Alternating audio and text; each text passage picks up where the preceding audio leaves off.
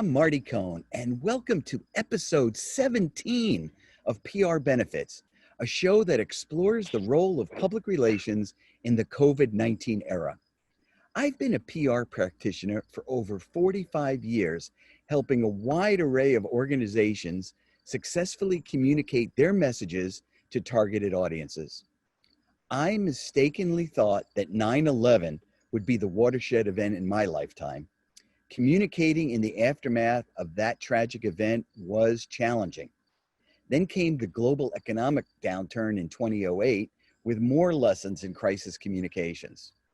However, 12 years later, we have the coronavirus pandemic, and new challenges in uncharted waters have emerged.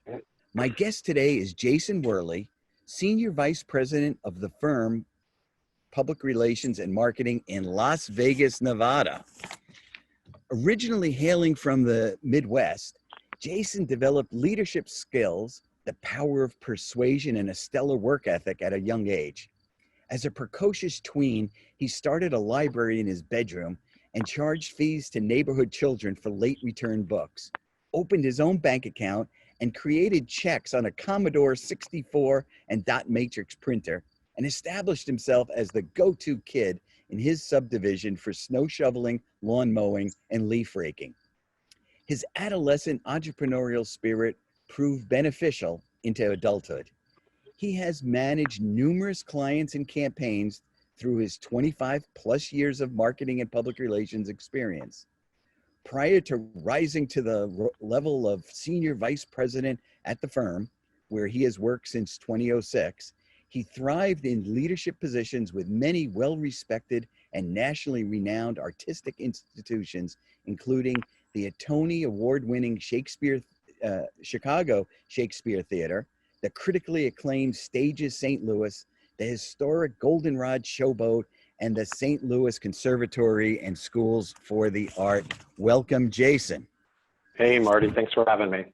Hey, what I love about doing this show is I get to read up and see how people describe their early life. I love that story. I could just picture the Commodore 64 dot matrix. Well, and I'll tell you too, with the bank that I started, I had taken over the lower level of my family's house. And so the bank that I started, it didn't really go anywhere, but I made sure that I had a drive-up window. So if kids wanted to deposit money in the bank, that they could use one of the lower level windows of the house on their bicycles. But the bank, it wasn't as successful as the library. Oh, okay. Good to know. All right. So tell me, 25 plus years of PR experience, how did you get started in public relations? Yeah, Don't tell me about the bank.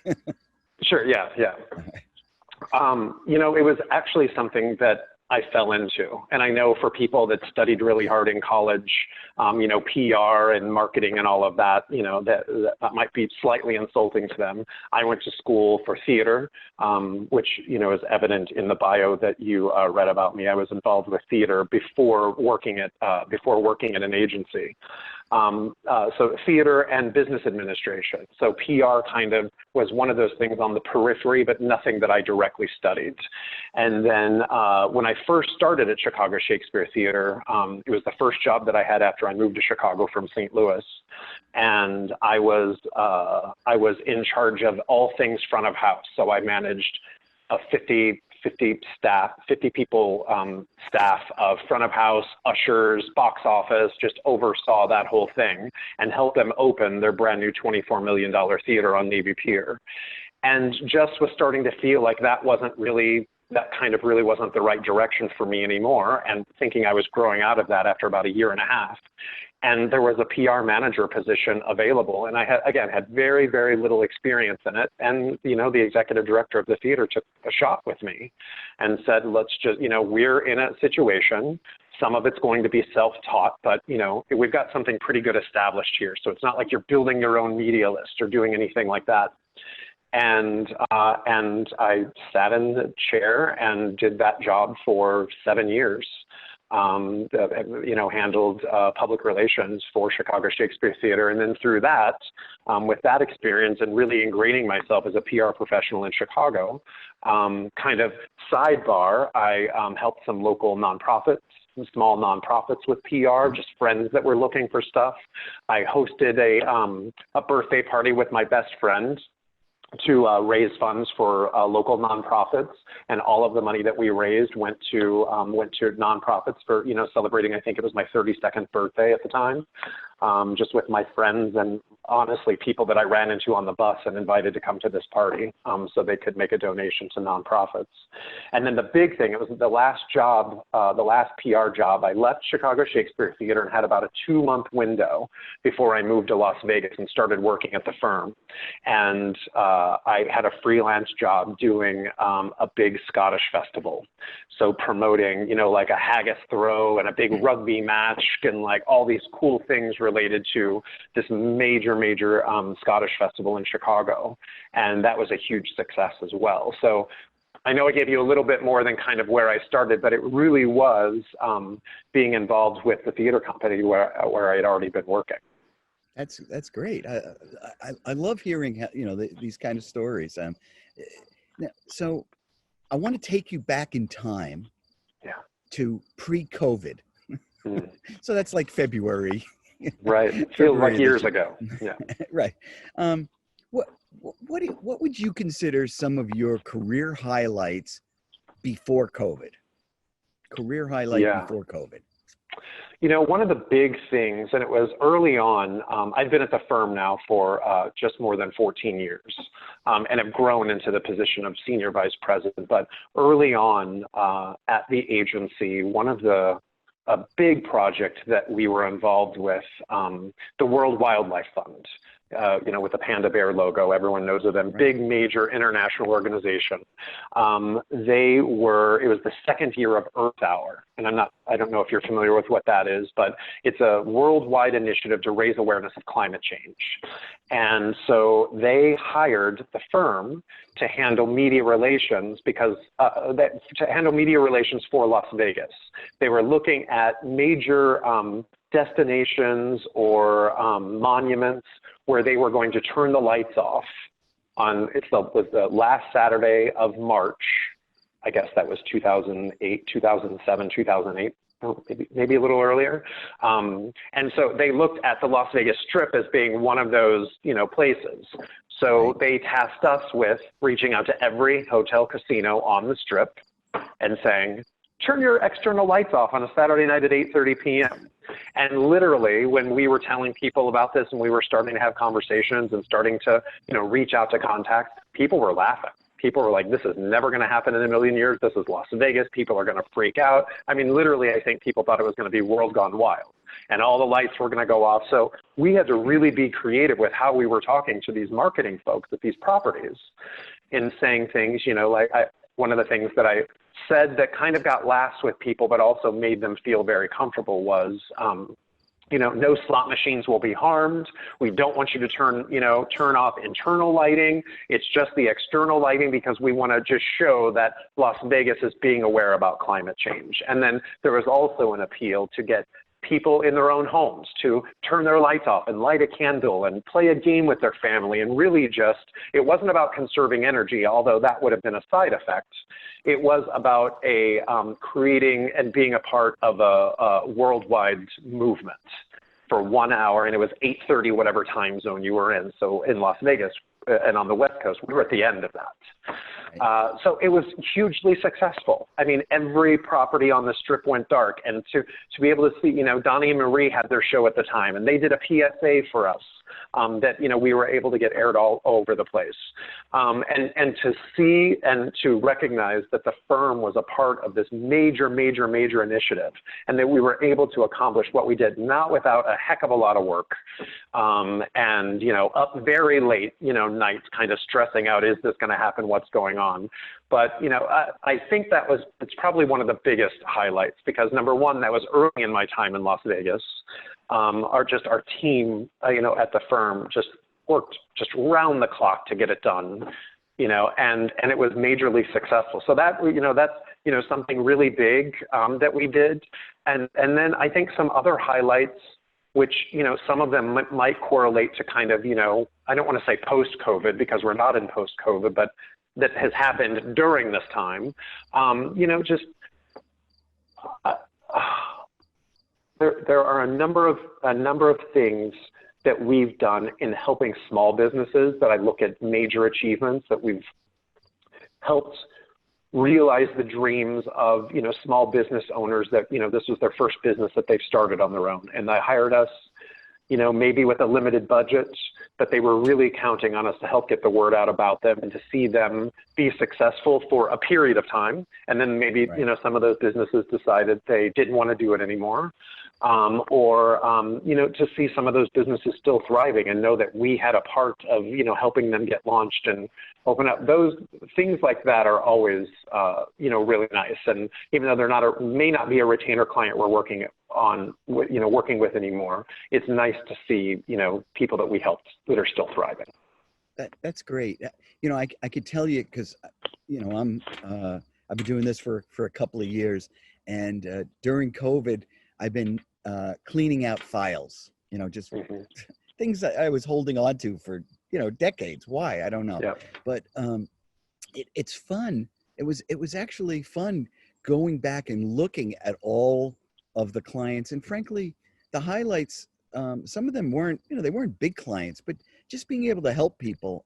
And I remember how appreciative they were. And, you develop this close working relationship with them. Yeah. That I think, really makes it worthwhile. So, I agree. So let me now, let's segue to during this period of time. Sure. What are you doing for your clients during COVID-19? Yeah. We certainly had cuts. We certainly had clients that, had to revise or, we had to go on hold with them. We're in Las Vegas, so certainly we have casino clients that were affected because the entire Las Vegas Strip, for the first time was shut down, like many businesses in the country. But again, to see that iconic representation, to drive down the Strip, on a Saturday afternoon and see, a few people on bicycles and joggers was, just pretty a crazy sight to see. It's like the, like Resident Evil or, post-apocalyptic movies of, except, Las Vegas wasn't in the middle, there wasn't a huge crater in the middle of it like you see in those films, but just that idea of that. So we took some hits there, but, also we represent nonprofits that were on the front lines.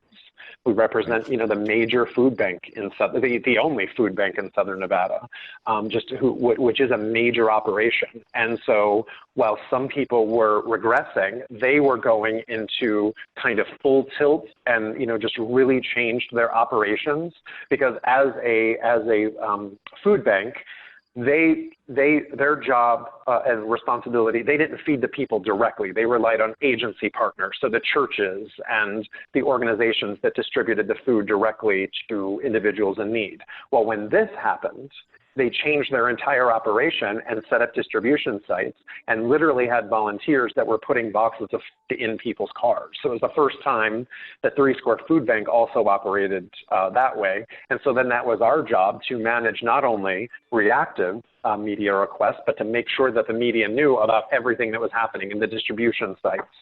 And we were also fielding left and right national and international media requests. CNN did a huge story on Las Vegas, and Three Square was a part of it. Major international media outlets were covering what was going on in Las Vegas. So that's kept us busy. And then also on that same front with nonprofits, we represent Catholic Charities of Southern Nevada. And so not only do they have a shelter, but they also make sure that people are fed, and they're one of those distribution sites. So they were incredibly busy, dealing with not only, proactively, letting people know that this was a site where you could come get assistance, but then, reacting to anything that's happening in the national news. We're constantly reacting to it here in Las Vegas as being, a place where, overnight, 200,000 people were unemployed, had no jobs. just like that. So the media, there was a lot of reactive stuff we were doing on that front. The other thing, a little more current, is we just started working with an online school.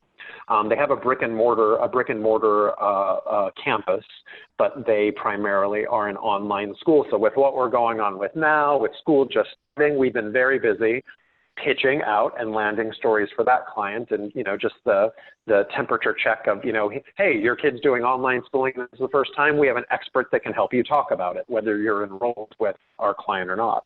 But then also a lot of reactive, people reaching out to us knowing that we represent that client. Healthcare is another big one. We work with a major oncology practice here, and so getting the word out, because people, look, early on I skipped a dermatologist appointment because they weren't doing telehealth, and I was nervous kind of about leaving, and do I want to go be in a doctor's office? And so that was one of the things that was our responsibility for our client, is to get the word out and encourage cancer patients to still keep their appointments. And we're still serving those pitches out, but then and the media is definitely helping us tell those stories. But we actually have a interview that we're doing now that is related to vaping and people that vape, and how they're more susceptible, and how if they get COVID and their lung capacity is lower from vaping or smoking, how they really have to be careful. So that we have an interview that's taking place later today, just on that topic. So there are stories to be told, and the media is interested in telling those stories. There still is a lot of attention on, does it relate to COVID in some way? So we're trying to find those parallels and make those connections where we can. But we also know the media is looking for feel-good stories, not only with COVID, but we're in the middle of a really kind of nasty political environment, right? And so that is resonating, and a lot of people are focused on that. So if we have an opportunity to tell some positive stories, and that could be from someone winning a jackpot at one of the casinos, because people here in Vegas anyway, that's people love kind of living vicariously through other people that win $1 million or whatnot. Right. So we tell those stories, and then just human interest stories about patients that have successfully overcome cancer in the world that we're living in now. About people that have benefited from that food distribution, and now they've got their job back, and now they're volunteering because they knew what it was like to, be on the receiving end of, of help. So now they want to pay it forward. So the media is very much interested in still telling those stories. So we're working with our clients now to get the word out about those also. So you're doing a lot of media relations work. Jasen, have you noticed any changes to the media? They've been adversely impacted financially. Sure. Is there a change in your area with the media? I think pre-COVID, we were already seeing changes. Newsrooms were losing, staff members. Resources were getting pulled. You know as well as I do, and maybe through some of the other interviews you've done too. To get a weekend TV camera out to an event pre-COVID was just like, hold your breath, or don't hold your breath, because you probably will pass out. So we were making a lot of adjustments before to accommodate that. We're number 40 out of however many TV markets there are. So we're not a small TV market. We're about mid-size. But still, newsrooms, are constant, even on the print side, are making cuts. And those reporters are actually required to do more. They're writing blogs, they're doing podcasts, they're, filing their print stories, but they're still one person. They still only have that. So I think what we've had to do pre-COVID, and we've definitely exercised that now, is we're content creators also. So anytime we go to an event, anytime we're, going to a socially distanced ribbon cutting or anything, we're taking our own HD camera. We're doing our own stand-up interviews, and we're creating packages and content for the TV station. So if they can't come out, we're delivering the content to them. It doesn't always work, but it does increase your chances at maybe your client's story getting told if you're delivering really solid content with really good sound, we're doing full screens, following all of those things that us as PR pros know what the TV stations are looking for. So if they can't make it out, we'll shoot it for them, and that gives us another better shot that they're going to run a little story about our event or about what we have going on. So that's not a result of COVID, but okay, but in terms of getting the stories out, I mean, so there is the traditional media, television and the paper. Are you finding are you leaning more or counseling more toward other media outlets, social media, getting it Instagram, getting their messages out that way to their folks? I think many ways we're relying on that.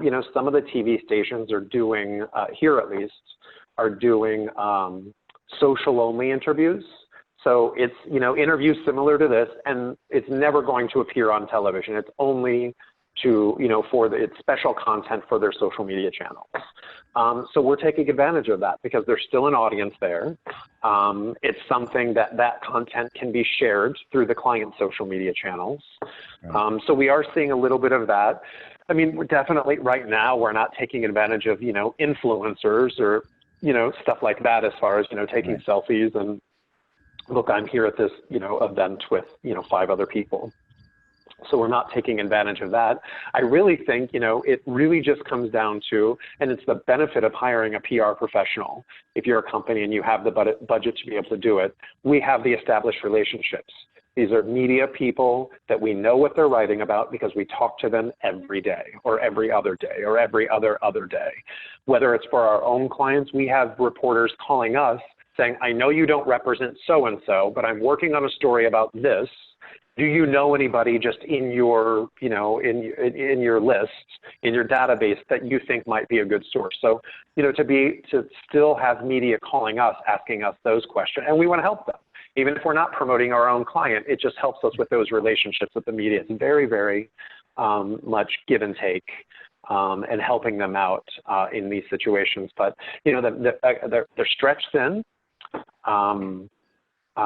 They don't always get everything right, even if you kind of hand them everything, because they're filing the story and they're moving on to the next story. It's just the way that it is. And that was pre-COVID, that was 10 years ago, it hasn't changed. Now I think we all just have to give everyone a little more. I think everyone's stretched more thin than they ever have been, especially our friends, in the media. All right, so now let's, this is going to end. I don't know when it's going to end. And, so what do you think will be the role of public relations when we get into, when we turn the corner and I do this with air quotes, when we go to the new normal. I hate that term, but what do you think the role of PR? Well, I think, if you're not evolving now, and if you're not looking at making adjustments now, we have to do it as humans, right? We have to wear our mask because that's just what we need to do now. Same thing with PR. You adapt with what's going on and where you're at in the moment. And so that when we do come out of the other side of this, which is still the other side of this is going to look drastically different. I mean, even think about it, Marty. Shaking someone's hand is kind of a weird no-no thing right now. And so when will that be normal again, or will it be? Some people hug when they see each other. Now, people kind of recoil a little bit back from each other. So number one, and, this is really, really public relations. It is, how are we going to re-engage with behaviors that we did before, right? So there's that. And then, from a public relations and media relations and community relations and social media standpoint, if we don't remember where we're at right now today, we're not going to be able to figure out where we're going to be 6 months from now or a year from now. We need to constantly be looking back on everything that we learned during this period to be able to evolve properly, I think. If we just kind of put it down and say, okay, it'll be over soon and we can deal with it then it's going to be a mess for everyone. So it's constantly staying in the moment, looking at where we are now. I don't think it's going to be like one day, okay, done. Now we can just, revert back to where we were before. I think just, our behaviors as humans are just going to have to, switch back, and we're just going to have to ride the wave and see what we can do. I think from a media relations standpoint, we're still doing it now, telling the stories of our clients, hopefully in a proactive way, so us getting the word out, and it's not just, look, I'm sure for a lot of people too, there have been a lot of crisis communications during this time, and it's not just, fluffy, look at all these, great things that our clients are doing, but maybe there was some stuff bad that happened. And us as PR professionals have had to navigate those. All of those things are still going to exist. The proactive opportunities to tell our client stories are still going to exist. It's just going to be on what platform and how are we going to tell them, and what's the best way we're going to tell them. Are the same magazines going to be there at the end of it? Magazines in print, a lot of people say, nobody reads it. Well, if nobody read it, they wouldn't be around. So there's still an audience there. But what is it going to look like on the other side? Right. Who knows? I'll tell you something that I've also thought about in terms of the, when we turn the corner or whatever. During this time, it wasn't just COVID, in terms of making exactly us rethink. There was also the racial inequality issue that absolutely has emerged, and I think, frankly, that is going to be something that we're going to be doing a lot of counseling, and companies are going to have to recognize that they have to do something about that issue. It's not going to go away. There's no vaccine for that. That's a really good point, Marty. And I think I did a Q&A with Reputation Rhino, and that was one of the things that came up, and it was just about, reputation management. And, one of the answers, one of the things that I referred to in that interview was companies now are being faced, and it's now only because people are definitely looking at it from a different perspective now. Racial inequality and these conversations have been happening for a long time, but they happen when there's a little dust up, and then they get brushed back under the rug. We're at a turning point now. There's no brushing under the rug. Look at what just happened in Kenosha in Wisconsin. And that prompted riots and marches. So a mix of peaceful protests, and of course you're going to have the rioting as well. But for organizations, you've seen it a lot with major brands coming out, and the Aunt Jemimas, and and looking at, okay, people can ask questions all day long. Why are they looking at this now? Why didn't they look at this 10 years ago? This has been problematic for a long time, and there have been a lot of people that have been saying it. But we've never been at a turning point where we are. And I really like what you said about there's no vaccine for institutional racism and all of that. And so companies do have to reflect, and they do have to look at situations. We were contacted by a company that we, had done business with. And they, had a situation. They had a former employee that, was kind of talking about, how the organization is not diverse enough. And so, they were looking to us for counsel. And my boss, the president of the firm, Solvig, and I were on the phone with this group. And one of our recommendations to them was to seek, to hire a diversity counselor, to hire a diversity professional. I mean, Solvig and I are two white people, and we can make recommendations, but that's not our, we're storytellers. Let us come in later after you've resolved your issue of not having enough diversity in your organization. And so we made a recommendation of some people, but I think that was what I said to them is, don't hire a bunch of white people to solve your diversity problem. Hire the people who actually make sense, and it's their expertise to look at organizations and not just put a Band-Aid on it, not just cure it for a moment, but really reflect and look and say, how can we be more diverse? How can we have different people telling our stories? How can we have different people representing our organization? So when people look at us, they see themselves. And so I think that's, I think that's important. And then with that, there are a lot, and it's not to pat yourself on the back, but when you are more diverse or when you have reached those thresholds, then you can tell those stories. You can tell those stories about people of color and their success, and their successes with your organization. So I think that's, that's important as well. So yeah, there have been a lot of reckonings, I think, that have happened during this time of COVID. Certainly with the Black Lives Matter movement, a lot of, Supreme Court rulings that have come down. Again, a lot of it's kind of based in the political spectrum and kind of the world that we live in on that front. So it's, trying to navigate that, or navigate, kind of national news, or if something major happens, and then, meeting with our team and saying, is today really a good day to be pitching news stories about XYZ products? Or should we just, kind of talk to our clients and step back a little bit and say, look, a lot's going on in the world and there's a lot of unrest. Maybe let's let that be the focus right now, and we don't have to talk about, the tchotchke that you're trying to sell or whatever. Exactly. Yeah. Jasen Woehle, Senior Vice President of the firm Public Relations and Marketing in Las Vegas, Nevada. Thank you for being on PR Benefits. All right, thank you. Thank you. I also want to thank Rich Mellinson at BCTV for helping me edit this show. Rachel Cohn, my daughter, who's an art professor at Ball State, for her technical assistance on the podcast. And also Twin Musicom for the music, Hat the Jazz, that I use in the intro and outro. It's a catchy tune that they're letting me use on the show. It really sets the tone. I'm Marty Cohn in Vermont. Stay healthy.